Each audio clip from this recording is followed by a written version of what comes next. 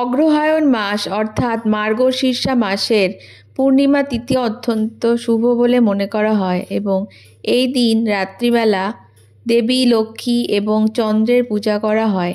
মার্গশীর্ষ পূর্ণিমাতে আপনারা বিশেষ কিছু নিয়ম এবং রেওয়াজ পালন করে আপনাদের ভাগ্যের রাস্তা খুলতে পারেন।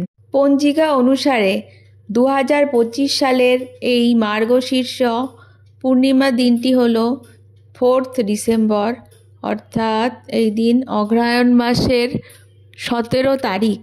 এই দিন অর্থাৎ 4 ডিসেম্বর 2025 সালের সকাল 8:37 থেকে পূর্ণিমা তিথি শুরু হবে এবং পরের দিন অর্থাৎ শুক্রবার 5 ডিসেম্বর ভোর 4:43 পূর্ণিমা তিথি শেষ হবে।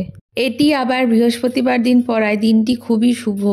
এই পূর্ণিমাকে 32 পূর্ণিমাও বলা হয়ে থাকে। স্নান এবং দান করলে আপনারা জীবনে অনেক সুফল পাবেন।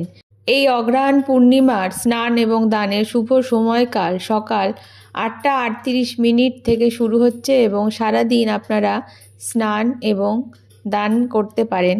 স্নানের পর খাবার, কম্বল, সামর্থ্য অনুযায়ী জামা কাপড় আপনারা দান করতে পারেন।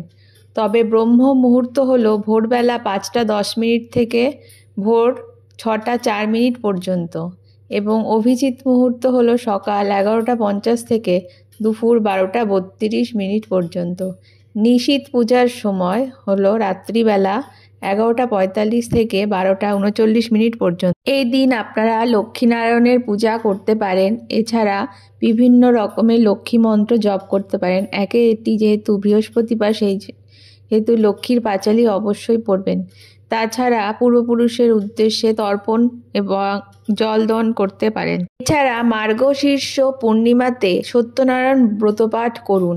তার সাথে সাথে এই দিন আপনারা চন্দ্রেরও পূজা করতে পারেন। এই পূর্ণিমার বিশেষ মাহাত্ম্য হলো এই দিন স্নান দান করলে 32 গুণ অধিক ফল পাওয়া যায়।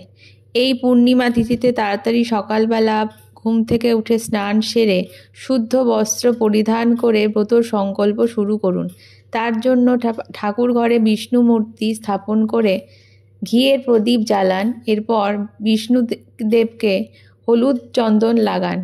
তারপর ওম নমো নারায়ণ উচ্চারণ করে শ্রীহরিকে আহ্বান করুন। তারপর বিষ্ণুদেবকে হলুদ মিষ্টির ভোগ অবশ্যই নিবেদন করবেন এবং শেষে আরতি করে প্রসাদ বিতরণ করবেন। পূর্ণিমার দিন পবিত্র গঙ্গা স্নান করতে পারেন এবং এই দিন উপবাস করলে অবশ্যই দুপুরবেলা ঘুমাবেন না, সাত্ত্বিক জীবনযাপন করবেন, নিরামিষ আহার গ্রহণ করবেন। ধর্মীয় বিশ্বাস অনুসারে এই পূর্ণিমা তিথির দিন সন্ধ্যাবেলা চন্দ্রদেবকে অর্ঘ্য নিবেদন করলে আপনার কুষ্ঠিতে যদি চন্দ্রের দোষ থাকে তা দূর হয়ে যায় এবং আপনার চন্দ্রমা মজবুত হয়।